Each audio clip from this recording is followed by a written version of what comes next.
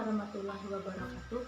Halo semua, perkenalkan nama saya Septiani Tias Kusumawardani dengan NIM 201710301027.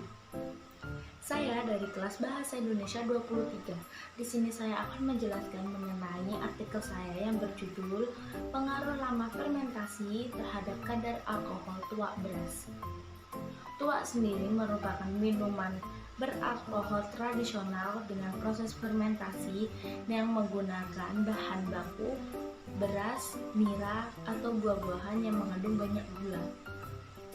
Banyak masyarakat Indonesia yang mengonsumsi minuman beralkohol, salah satunya adalah tuak.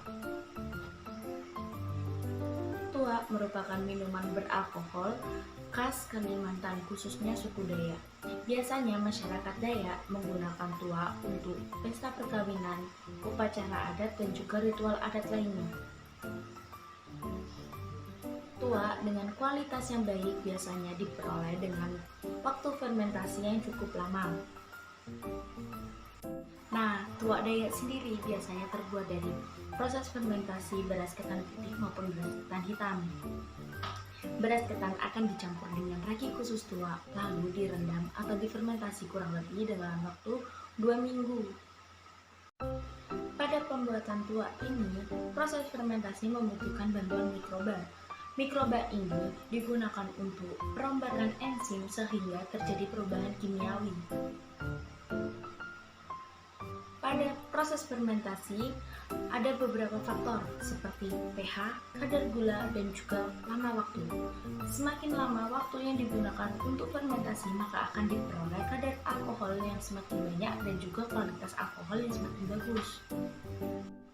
Pada pembuatan tuak ini, mikroorganisme yang digunakan pada saat fermentasi adalah Camil Saccharomyces cerevisiae.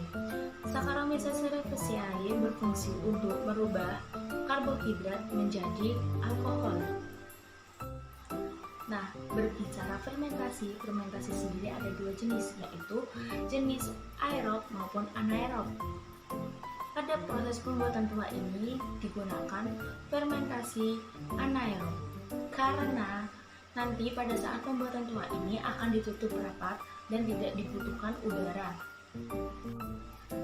Pada artikel yang saya tulis ini, pembuatan tuak menggunakan bahan dasar beras putih sebagai pengganti beras ketan. Beras putih sendiri mengandung karbohidrat dan juga pati yang dibutuhkan oleh ragi saat waktu fermentasi, sehingga dapat dimanfaatkan sebagai pembuatan tuak. Pada pembuatan tuak ini, beras dicampur menggunakan ragi. Ragi yang digunakan berbeda dengan ragi yang digunakan sebagai pembuatan tempe. Ragi ini berfungsi sebagai inokulum. Pada pembuatan tuak, ragi yang digunakan adalah ragi khusus yang dibuat sendiri oleh masyarakat Dayak.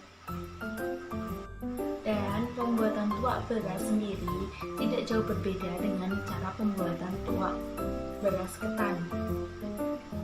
Pada awal pembuatan tuak beras, yang harus dilakukan adalah rendam beras dalam air dengan lama kurang lebih selama 12 jam, lalu tiriskan. Setelah itu, beras akan dikukus sampai air mendidih, lalu angkat dan siram dengan air panas. Dan kukus kembali beras hingga kurang lebih 30 menit. Dan selagi menunggu beras dingin, tumbuk ragi hingga halus, lalu tambahkan 2 sendok makan tepung beras dan taburkan pada beras yang telah dikukus tadi. Letakkan beras pada wadah dan tutup dengan kain atau plastik dan biarkan selama kurang lebih 7 hari. Setelah beras menjadi tape, pindahkan beras ke dalam jerigen, lalu tambahkan air keran, lalu kocok sebentar, lalu tutup. Biarkan tape beras yang telah ditambahkan air di dalam jerigen selama kurang lebih 14 hari. Dan setiap harinya harus dibuka dan ditutup kembali. Tujuannya adalah agar tape yang ada pada jerigen tidak meledak. Setelah 14 hari, rebus air tape pada alat destilasi. Hasil destilasi ini merupakan arak atau yang biasa disebut dengan tuak. Pada penambahan ragi pada beras yang telah dikukus dan membiarkannya selama kurang lebih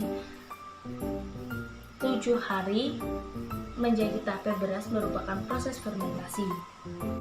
Pada grafik di samping menunjukkan lama fermentasi sangat berpengaruh terhadap kadar alkohol pada tuak. Pada minggu ketiga menunjukkan kadar alkohol sebanyak 13,50%, sedangkan pada minggu keempat menunjukkan kadar alkohol sebanyak 17,75%, dan sedangkan pada minggu kelima menunjukkan banyak alkohol sebanyak 19,32%. Dari hasil ini menunjukkan bahwa semakin lama waktu fermentasi, maka akan menghasilkan nilai kadar alkohol yang semakin tinggi. Nilai kadar alkohol ini selanjutnya akan diuji normalitas dan juga homogenitas. Uji normalitas dimaksudkan untuk menunjukkan bahwa hasil uji kadar alkohol tuak beras berdistribusi normal. Jika data berisikan distribusi normal, maka akan dilanjutkan uji homogenitas. Uji homogenitas bertujuan untuk melihat variabel data homogen atau tidak. Setelah dilakukan uji normalitas dan juga uji homogenitas, maka akan dilakukan uji ANOVA. Uji ANOVA ini bertujuan untuk melihat pengaruh lama fermentasi terhadap kadar alkohol. Lama fermentasi yang digunakan yaitu 3 minggu, 4 minggu, dan juga 5 minggu. Berdasarkan data yang ada pada uji ANOVA menunjukkan bahwa nilai SIC 0,00 kurang lebih dari 0,5 yang berarti HO ditolak. Jika HO ditolak, maka terdapat perbedaan yang signifikan pada setiap perlakuan. Untuk mengetahui perbedaan pada setiap perlakuan, maka dilakukan uji lanjutan yaitu uji Tukey. Berdasarkan data yang ada, pada setiap perlakuan memiliki perbedaan yang nyata, terutama pada perlakuan minggu ketiga dan juga minggu kelima, sehingga dapat disimpulkan bahwa perlakuan lama fermentasi yang berbeda pada kadar alkohol tuak berpengaruh dan perbedaan yang nyata. Nah, dari penjelasan saya tadi dapat disimpulkan bahwa pembuatan tuak berbahan dasar beras tidak jauh berbeda dengan cara pembuatan tuak berbahan dasar beras ketan, bahkan hampir sama. Dan untuk kadar alkohol sendiri, semakin lama proses fermentasi maka akan diperoleh kadar alkohol yang semakin tinggi dan juga kualitas alkohol yang semakin bagus. Sekian dari saya. Wassalamualaikum warahmatullahi wabarakatuh.